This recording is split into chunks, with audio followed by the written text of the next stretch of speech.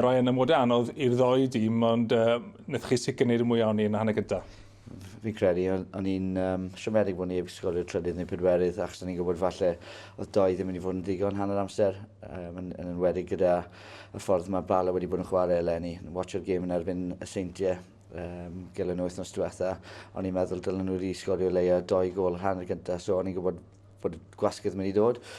Ond yr ail hanner wnaethon ni amddiffyn yn arbennig o dda y gwasgydd o'n wedi rhoi arno ni. Ryan, ti ddim yn sgorio tap-ins na? O'n da heddi siarad ni trwy. Do, ai.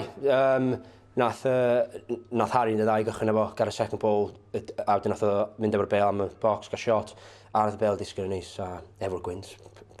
Angen hitio i fyd fel os o'ch chi. Ys ti sôn am y gwynt fyna, ys ti siarad gyda doi rheolwr, ond i ti fel chwaraewr, pa mor anodd oedd e mas na? Oedd o'n anodd, fi oedd yn oes o'ch chi, mae'n anodd i ni ag y Bala, ond fi oedd yn oes o'ch chi, oedd ni well efo fo a gwell yn erbyn fo. So, dim ond, oedden ni'n gwybod cyn y gêm, mae'r gwynt yn mynd i chwarae ffactor mawr.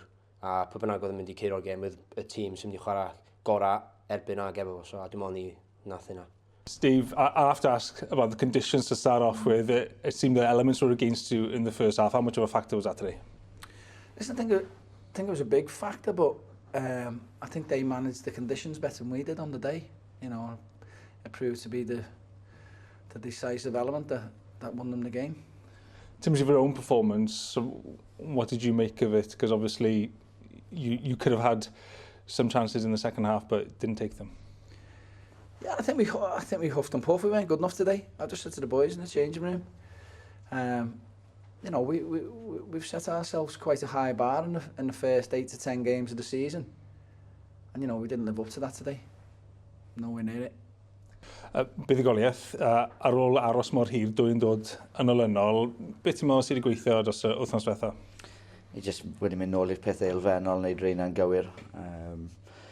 Safleoedd blaen ni ar y cae, starting positions, y fath yna o beth, wedi gwella, a jyst wari gyda llai o risg, i fod yn onest, mor syml yna.